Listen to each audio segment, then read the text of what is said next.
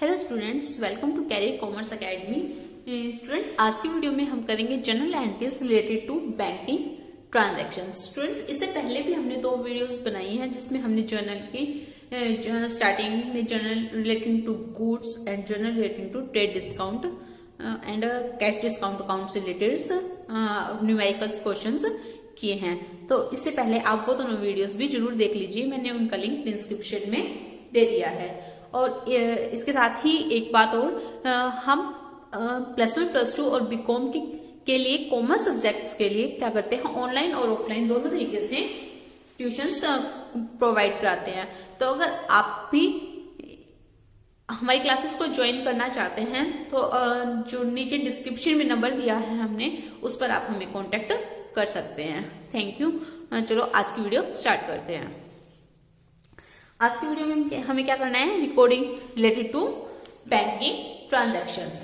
देखिए, अब जब भी आप कोई बिजनेस करते हैं तो आपकी जितनी भी ट्रांजैक्शंस होती हैं वो क्या करते हैं, आप अपने बैंक अकाउंट के थ्रू उन्हें करते हैं। मीन्स अगर आपने कुछ परचेज किया तो आपको अपने क्या करना है, क्रेडिटर्स को पे करना है, तो आप क्या करते हैं, बैंक के थ्रू करते हैं। ऐसे कोई खर्चा आपका अपने कभी बार बैंक के थ्रू एक्सपेंसेस पे करते हैं। आपकी कुछ इनकम हो रही होती है तो कभी आपके डायरेक्ट अकाउंट में आ जाती है, कभी कोई चेक आता है, आपको अपने अकाउंट में क्या करना होता है, उसे डिपॉजिट कराना होता है। तो मतलब सभी बैंक से रिलेटेड आपकी बहुत सारी ट्रांजेक्शन होती है जिनको आपको अपने जर्नल्स में रिकॉर्ड करके चलना पड़ता है। तो देखिए, करते हैं डिटेल में कि कैसे आप उन सभी जर्नल एंट्रीज को रिकॉर्ड करेंगे। तो देखिए, बैंक अकाउंट आपको सबसे पहले क्या करना होता है, आपका एक बैंक अकाउंट खुलवाना होता है। अब बैंक अकाउंट क्या होता है, हमने स्टार्टिंग में पढ़ा था, आपका क्या होता है, बैंक एक personal account, artificial personal account होता है। तो जब भी आपके बैंक में पैसा आएगा, हम इसमें कौन सा रूल फॉलो करेंगे, आपके पर्सनल अकाउंट का, debit the receiver and credit the giver. हम ये रूल फॉलो करेंगे इसमें। तो जब भी आपके बैंक में पैसा आएगा, जब भी आप अपने बैंक में पैसा क्या करेंगे, जमा कराएंगे, तो आपका क्या हो जाएगा, बैंक अकाउंट डेबिट हो जाएगा। जब भी बैंक में पैसा आ रहा है तो बैंक अकाउंट क्या हो जाएगा, डेबिट। और जब भी बैंक अकाउंट से पैसा आप निकालेंगे, विड्रॉ करेंगे, तो आपका बैंक अकाउंट क्या हो जाएगा, क्रेडिट हो जाएगा। ठीक है, देखिए डिटेल में करते हैं 1 by 1 सारी ट्रांजेक्शन्स कैसे करनी है आपको। देखिए, first one, when cash is deposited into the bank. जब आपने क्या किया, बैंक में कोई भी कैश अपना डिपॉजिट कराया, तो वो एंट्री आप कैसे करेंगे। तो देखिए, बैंक में आपने पैसा डिपॉजिट कराया, तो बैंक में तो आपके में क्या हुआ, पैसा गया, डेबिट द रिसीवर, लेकिन कैश आपके पास से चला जाएगा, तो क्रेडिट बट गोस आउट। तो बैंक में जब भी पैसा जाएगा तो बैंक अकाउंट आपका क्या हो जाएगा, डेबिट, और आपके पास से कैश पैसा जा रहा है तो कैश अकाउंट इसलिए क्या हो गया, क्रेडिट। ठीक है, एग्जांपल लीजिए, आपने बैंक में जमा कराए, डिपॉजिटेड इनटू बैंक ₹10,000। आपने बैंक में 10,000 रुपए क्या कराए, जमा कराए, तो बैंक अकाउंट डेबिट हो जाएगा आपका 10,000 से, और कैश अकाउंट क्या हो जाएगा, क्रेडिट हो जाएगा आपका 10,000 से। ठीक है, नेक्स्ट ये कह रहा है कि when cash is withdrawn from the bank. अगर आपने बैंक से पैसा निकाल लिया, तो अब हमारे पास कैश आया है, तो कैश आया तो कैश को डेबिट कर देंगे, और बैंक अकाउंट से पैसा निकल गया, मीन्स बैंक बैलेंस कम हो गया आपका, तो बैंक क्या हो जाएगा, क्रेडिट हो जाएगा। तो इसी एग्जाम्पल को क्या माने, अगर हमने विड्रॉ कर लिया बैंक से पैसा, कितना, वही 10,000 रुपीज, तो यहां कितना हो जाएगा, cash account debit to bank account. ठीक है, नेक्स्ट देखिए क्या कह रहे हैं, व्हेन चेक और draft etcetera receive from the customer.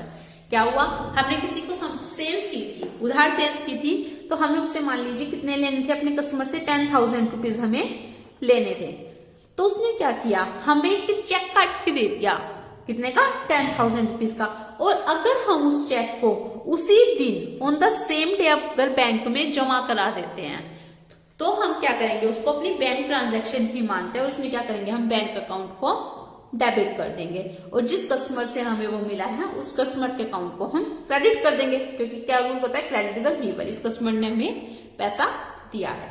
ठीक है, तो मान लीजिए आपका क्या था, ने हमें क्या किया, एक चेक पे किया कितने का, 10,000 रुपए का, और हमने उस चेक को उसी दिन क्या किया, बैंक अकाउंट में डिपॉजिट करा दिया। तो क्या एंट्री हो जाएगी आपकी, bank account debit to Ram account. यहाँ पे क्या हो जाएगा, राम का अकाउंट क्रेडिट हो जाएगा, कितने से, 10,000 रुपीज से। समझ आ रहा है? देखिए नेक्स्ट चलते हैं। अब क्या कह रहा है कि अभी तो देखो आपने क्या कहा था कि जिस दिन हमें चेक रिसीव हुआ, अगर उसी दिन हमने उसको क्या करा दिया, बैंक में जमा करा दिया, तो हम उसको क्या मान लेंगे, बैंक ट्रांजैक्शन। लेकिन क्या हुआ, हमें चेक रिसीव हो गया, लेकिन हमने उस चेक को उसी दिन बैंक में जमा नहीं कराया, हमने उसको चेक की फॉर्म में ही अपने पास रख लिया। तो हम उसमें बैंक को तो डेबिट नहीं कर सकते, क्योंकि हमारे बैंक अकाउंट में बैलेंस नहीं बढ़ा है। तो उसको हम क्या करते हैं, नया अकाउंट खोल लेते हैं, चेक इन हैंड अकाउंट।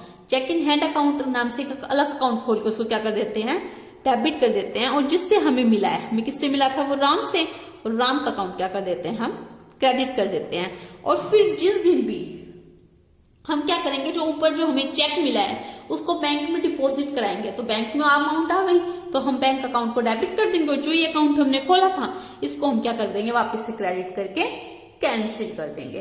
ठीक है, आ रही है बात समझ? तो बैंक में पैसा आ गया 10,000, और ये चेक इन हैंड अकाउंट हमने वापस से क्रेडिट कर दिया इसके इफेक्ट को खत्म करने के लिए। ठीक है, मीन्स हमने cheque in hand account cancel कर दिया। नेक्स्ट देखिए, अब कई बार क्या होता है, कस्टमर को हम अपना अकाउंट नंबर दे देते हैं, वो डायरेक्ट हमारे बैंक में पैसा जमा करा देता है, तो वो भी वही बात हुई। या तो उसने क्या किया, हमें चेक लिख के दिया और हम फिर बैंक में जमा करा के आए, या फिर क्या किया, उसे डायरेक्ट अपना अकाउंट नंबर दे दिया, उसने डायरेक्ट हमारे बैंक में पैसा जमा करा दिया, तो डायरेक्ट मेरे बैंक में पैसा आ गया। और किसने दिया, जिस बंदे ने दिया। मान लीजिए कि शाम को हमारा क्या था, डेटर था हमारे, जिससे हमें पैसे लेने थे, उसने क्या किया, डायरेक्ट 10,000 रुपए मेरे अकाउंट में जमा करा दिए। तो बैंक अकाउंट डेबिट हो जाएगा किससे, 10,000 रुपए से, और टू श्याम अकाउंट, श्याम का अकाउंट क्या हो जाएगा, क्रेडिट हो जाएगा 10,000 रुपए से। ठीक है, आ रही समझ?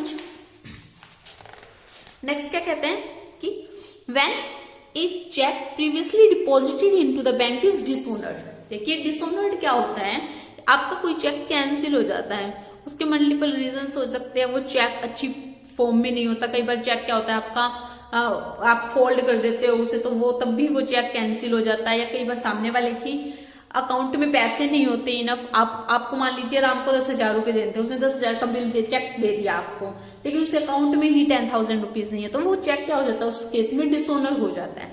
तो अब देखिए, वो चेक हमने क्या करा लिया था, डिस्काउंट करा लिया था, बैंक से डिपॉजिट करा दिया था ना, तो बैंक अकाउंट डेबिट कर दिया था, लेकिन अब वो डिसऑनर हो गया, तो बैंक वापस से क्या करेगा, अपने पैसे को निकाल लेगा। ठीक, तो टू बैंक में से वापस से पैसा कम हो गया, और वो कस्टमर है, वो फिर से मेरा डेटर बन जाएगा। ठीक है ना, अब क्या हुआ, इसको मुझे पैसे देने हैं, ये फिर से मेरा डेटर बन गया। राम ने मुझे 10,000 रुपए दिए थे, ठीक है, एक 10,000 रुपए का चेक दिया था, मैंने उसे बैंक में जमा करा दिया था, तो मैंने क्या एंट्री कर दी थी, bank account debit to Ram account, लेकिन वो चेक डिसऑनर हो गया, तो राम क्या हुआ, मेरा फिर से डेटर बन गया, तो उसको अकाउंट को मैंने फिर से डेबिट कर दिया, क्या, Ram account debit to bank. अब बैंक में से तो पैसा कम हो गया ना, क्योंकि चेक डिसऑनर हो गया, तो मेरे बैंक में से पैसे काट लेंगे बैंक वाले, तो टू बैंक अकाउंट 10,000 रुपीज। ठीक है, नेक्स्ट देखिए क्या कह रहा है कि when a cheque is receive from the customer and discount is allowed to him. देखिए अभी हमने पीछे किया था लास्ट वाली वीडियो में, आप देखेंगे उस वीडियो को, अगर इससे पहले तो उस वीडियो में हमने क्या किया था, डिस्काउंट का टॉपिक किया था कि कई बार हम अपने कस्टमर को क्या करते हैं, डिस्काउंट अलाउड करते हैं। तो हमने क्या किया, उसने हमें चेक दिया, हमें उससे 10,000 की पेमेंट लेनी थी, लेकिन उसने क्या किया, 9600 रुपए का हमें चेक दे दिया था, और 400 रुपए हमने उसे डिस्काउंट अलाउड किए थे।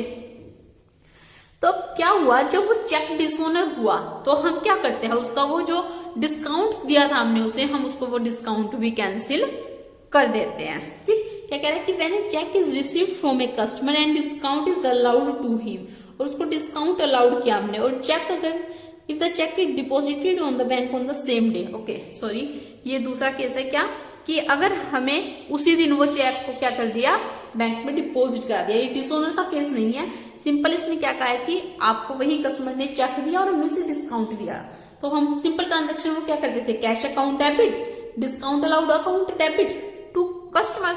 इसमें क्या करेंगे, कैश की जगह बैंक, क्योंकि डायरेक्ट हमारा हमने क्या किया है, वो बैंक में चेक जमा करा दिया। तो बैंक अकाउंट डेबिट, बैंक में कितने आए 9600 रुपए, और डिस्काउंट कितने का अलाउड किया हमने 400 रुपए का to customer personal account. Customer कितने, मान लीजिए राम से हमें कितने रिसीव हुए 10,000 रुपए रिसीव हुए। ठीक, अब नेक्स्ट केस में वो क्या कह रहा है कि चेक अगर आपका क्या हो जाता है, डिसऑनर हो जाता है वो। तो देखिए अब 400 रुपए का हमने उसे क्या दिया था, डिस्काउंट दिया था, लेकिन अगर उसका चेक डिसऑनर हो गया तो हम उसे वापस से सिर्फ 9600 रुपए का डेटा नहीं फिर से बनाएंगे, प्रॉपर उसे हम अपने पूरे 10,000 रुपए लेंगे। तो customer personal account debit, Ram का अकाउंट हमने कितने से पूरे 10,000 रुपए से फिर से डेबिट कर दिया कि भैया तुम फिर से मेरे 10,000 के डेटर बन गए हो, तुम्हें मेरे 10,000 देने हैं। जो 400 रुपए का मैंने सिर्फ डिस्काउंट अलाउड किया था ना, उसको मैं क्रेडिट करके कैंसिल कर दूंगी। ठीक, तो टू डिस्काउंट अलाउड में देखो यहाँ पे क्या किया था, डेबिट किया था जब दिया था, लेकिन अब हमने क्या किया, उसे वापस से कैंसिल कर दिया क्रेडिट करके टू बैंक। बैंक वाले को मुझे 9600 रुपए फिर से पे करना पड़ेगा।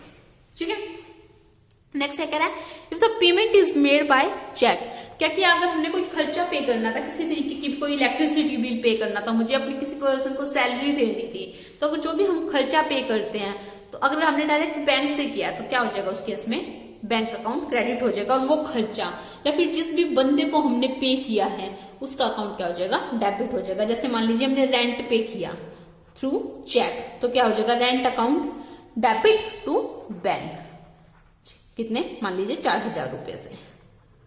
ठीक है, ऐसे ही अगर हमने राम को पे किए, ठीक है, हमने मान लीजिए किसी को भी, थर्ड पर्सन को ले लीजिए, किसी भी को भी हमने कोई भी पर्सन मान लीजिए हमने सी को पे किए, तो यहाँ पे C account debit to bank, ठीक है, हो जाएगा। ऐसे कोई खर्चा पे किया तो वो expense account debit to bank. हमने मान लीजिए इलेक्ट्रिसिटी बिल पे किए, तो आपकी क्या हो जाएगा, expenses account debit to bank 10,000 rupees. ठीक है, नेक्स्ट क्या कहता है आपका,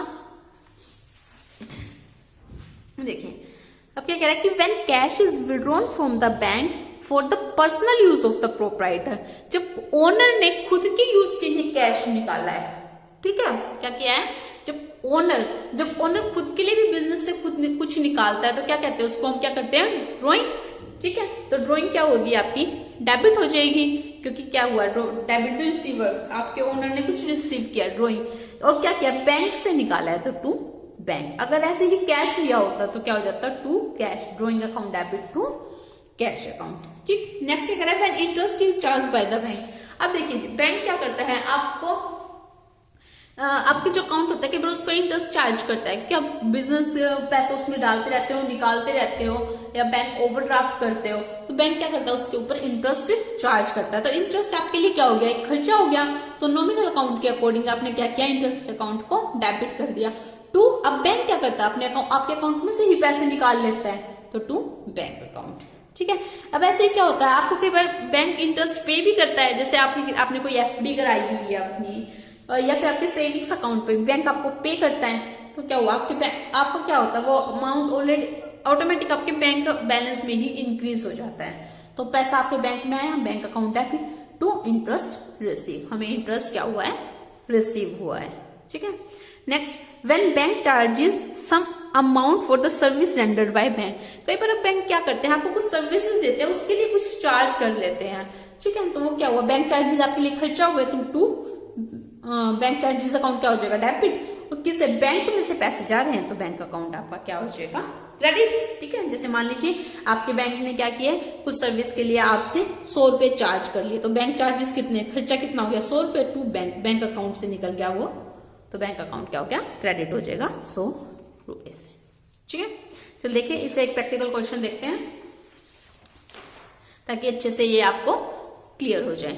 ठीक है, 2016 मार्च, क्या कह रहे हैं कि paid into bank for opening A current account. आपने बैंक में क्या किया, अपना अकाउंट ओपन कराया है, तो उसके लिए दिए, तो बैंक में पैसा आया आपका, तो क्या हो जाएगा, बैंक अकाउंट डेबिट।